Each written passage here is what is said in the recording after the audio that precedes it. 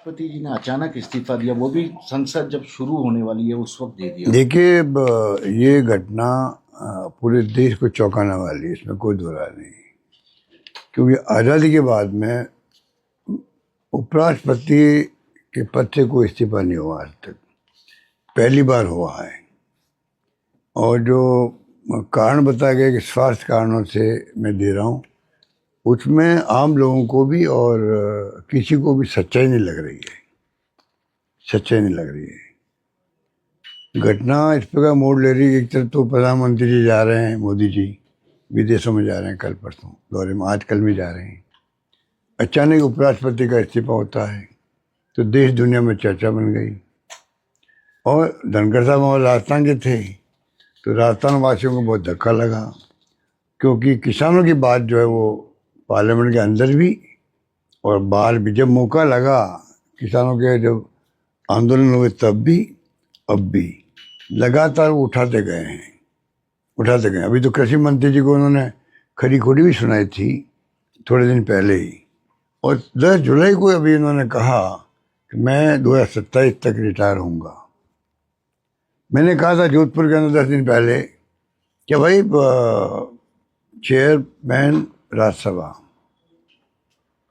और लोकसभा स्पीकर दोनों राजस्थान से हैं और दोनों दबाव में काम कर रहे हैं।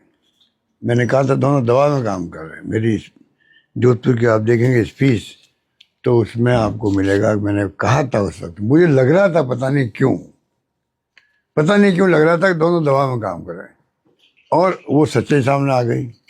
अब दबाव में काम करने वाला व्यक्ति इस प्रकार से चौंकाने वाला इस्तीफा दे सकता है, मेरा मानना है।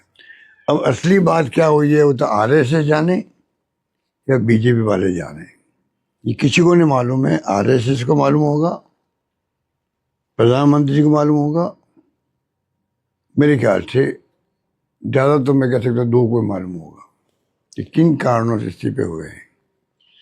क्या बीजेपी में सब कुछ ठीक नहीं चल रहा? क्योंकि कल बीएससी की बैठक थी, जेपी नड्डा भाग नहीं लिया, उपराष्ट्रपति जी ने भी वहां पर बुलाया था उन लोगों को, आइए बात करिए, तो मंत्री, केंद्रीय मंत्री ही उनको तवज्जो नहीं दे रहे थे, नाराज। पता नहीं क्या हुआ है।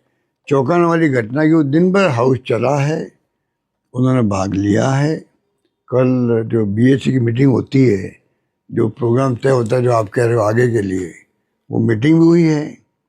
अचानक शाम को इस्तीफा हुआ है तो चौंकाने वाली घटना ही। तो अब सच्चाई क्या है ये आने वाले वक्त मालूम पड़ेगा कि कोई बहुत बड़ा प्लान है क्या इनका, राजनीतिक तौर से कोई घटना चक्र चलाने का।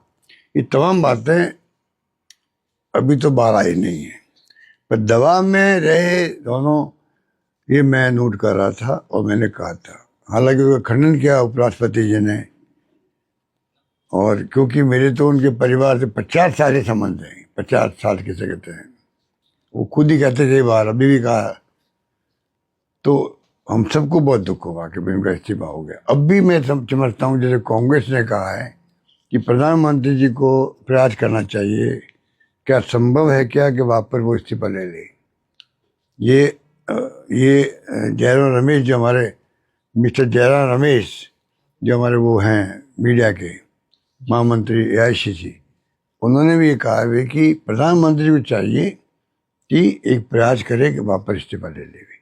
सर, आपने जोधपुर में कहा था कि कुछ लोकसभा स्पीकर दबाव वगैरह में काम करें, कुछ और इस्तीफे भी हो सकते हैं आने वाले दिनों में, नाराजगी लोगों की। मुझे नहीं मालूम, मैं तो एक मेरा जो फीलिंग था, गट फीलिंग था कि दोनों के लिए मैंने कहा था, स्पीकर लोकसभा और चेयरमैन राज्यसभा, ये बात है।